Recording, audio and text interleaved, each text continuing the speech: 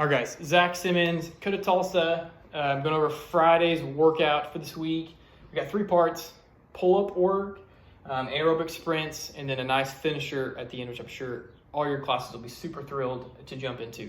So the very first glance at this, guys, a lot of work to fit into today. So time management is going to be key today. So about 36 minutes of total working time. Let's go round up to 40 to kind of allow for some cleaning in between part B and C on those rowers, weights, and barbells. So 40 minutes of working time. That leaves 20 minutes left to go over a short whiteboard talk, general warm-up, movement-specific warm-up. And I would also allow at least 5 to 6 minutes between part A and part B to go over the logistics of this relay-style sprint workout. Then also give them plenty of time to warm up those front squats and encourage them to, while they're warming up those front squats, to also maybe do some practice sets to where they do 3 front squats at a pretty light weight and then jump on the rower, maybe do 3 calorie sprint on the rower to kind of get their chili hop before they start this workout. So maybe 2 sets of kind of a test or warm up sets. So moving on to part A, we have pull-up work. 10-minute EMOM, 5 to 10 pull-ups every minute on the minute. We did this 2 weeks ago, so people should have a pretty good idea of maybe what they need to modify or maybe even increase reps on this workout. So the notes, warm up, obviously we want to make sure we have the shoulders, lats, and make sure they get plenty of work on that pull-up bar before we start. Then obviously we're prioritizing strength over skill. So since we did this a couple weeks ago, I'm not going to go over those variations of those. So part B, this anaerobic sprint, every 4 minutes for 5 sets, 3 front squats, 9 6-cal row. So kind of some notes I have here. So the relay style, the transitions, and then the weight choice. So relay style, on this one, guys, a lot of people like to do the relay style to where they have the barbell out in front of you and then the rower out in front of the barbell, to where once they finish that 3rd front squat, they'll set the barbell down, step over the barbell, and then sprint to the rower. If you're going to do that today or have that set up today, make sure your class is mindful after that 3rd front squat that they kind of ride it down, press it down, so when they step over that barbell, they don't trip and fall.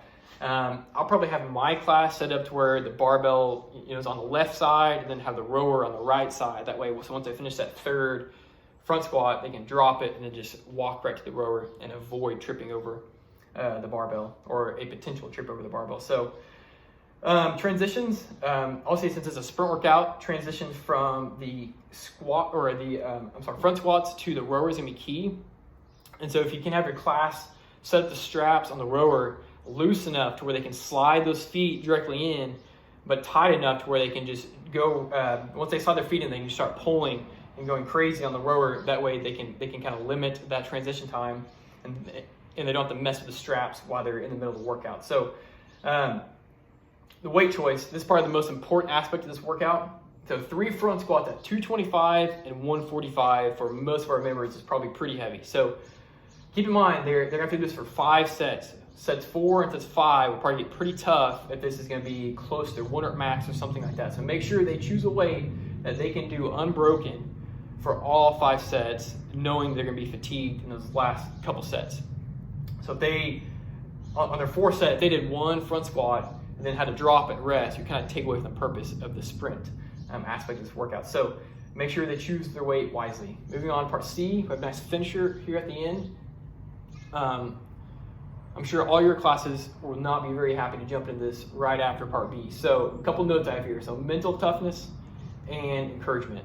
In the words of Chad Hamilton, come correct, is probably the best exclamation you can put on this. So mental toughness is going to be key on this workout. Everyone's going to be tired. Everyone's going to be fatigued. The legs are going to hurt. So getting through this is going to be a mental grind. So the one thing we can control is the encouragement. Of course, that starts with the coach, hopefully feeding into the class. So if we encourage our classes to really get through this, attack this workout, and try to finish it, obviously it's going to be super tough. Even if you're fresh, it'll be super tough. Try to finish it. I think hopefully that'll just feed off in the class, and while they're performing the wall sits, if there's someone next to them encouraging somebody else, it'll make that mental stress of this workout a little less daunting and probably take it away just a little bit. So community will be super important here to try to help each other get through this workout. Obviously, a lot of people won't be able to do this unbroken the whole 6 minutes, but at least try to get them to go as hard as they can so they can get the most out of these workouts today. So that's all I have today, guys. Happy Friday and good luck.